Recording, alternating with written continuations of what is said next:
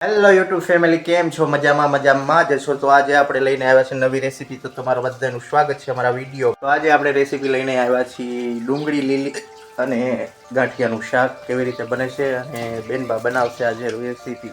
કેમ કે બા અને બાપુજી ગયા છે બાર ગામ, તો આજે બનાવશે બેનબા રેસીપી. તો બને રહેજો વિડીયોમાં.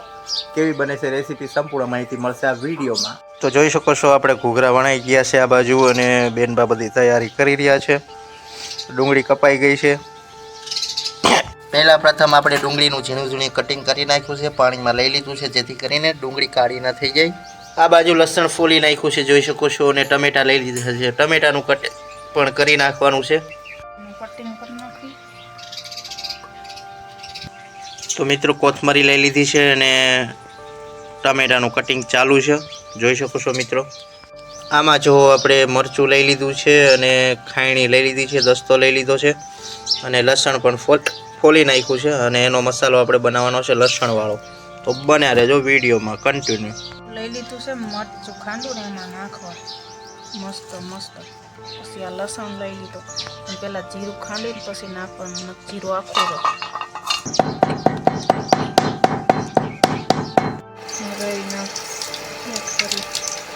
મિત્રો તેલ કડાઈમાં મૂકી દીધું છે જોઈ શકો છો, અને રહી ઉમેરી દીધી છે બેનભાઈએ.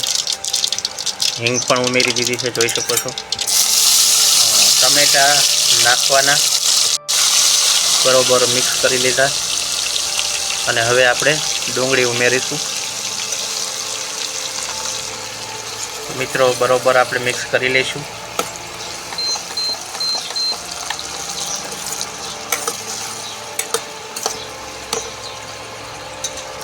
હળદર પણ ઉમેરી નાખશું થોડી,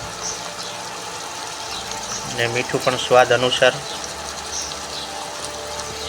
લસણવાળું મરચું જે આપણે ખાંડેલું હતું એ ઉમેર્યું છે, જેવું તીખું ખાતા હોય એવું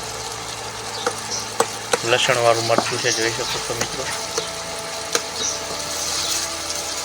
બરોબર હવે મિક્સ કરી લઈશું.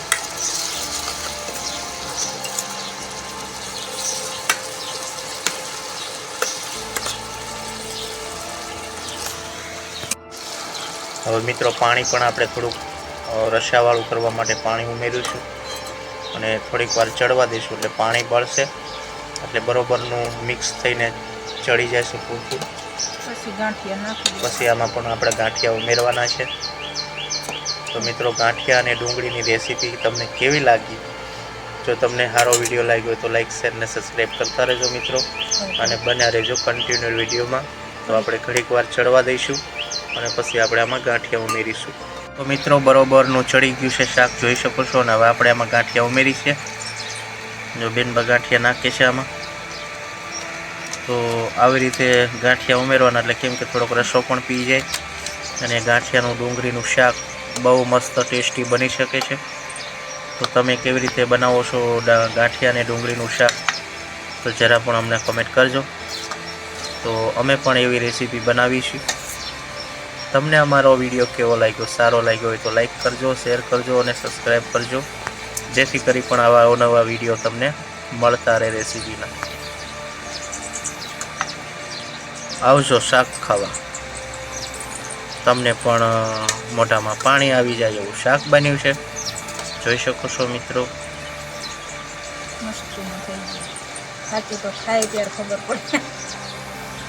આવી રીતે કંઈક શાક બનાવ્યું છે મારા બેનભાઈ આજે.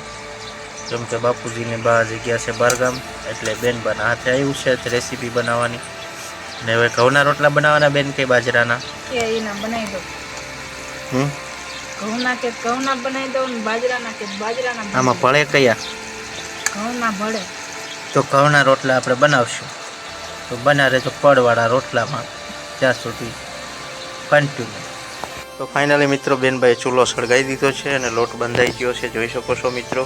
હવે આપણે રોટલી કરશે બેનબા, અને શાક થઈ ગયું છે કમ્પ્લીટ.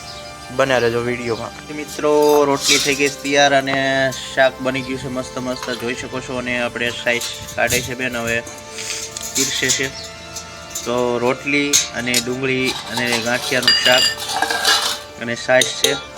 તો મિત્રો કેવો લાગ્યો આજનો મારો રેસીપીનો વિડીયો? તમને જો સારો લાગ્યો તો લાઈક કરજો, શેર કરજો, સબસ્ક્રાઈબ કરજો, અને આવી કંઈક ગામડાની રેસીપી છે અને આવી રીતે કંઈક અમે બેનભાઈએ બનાવ્યું છે.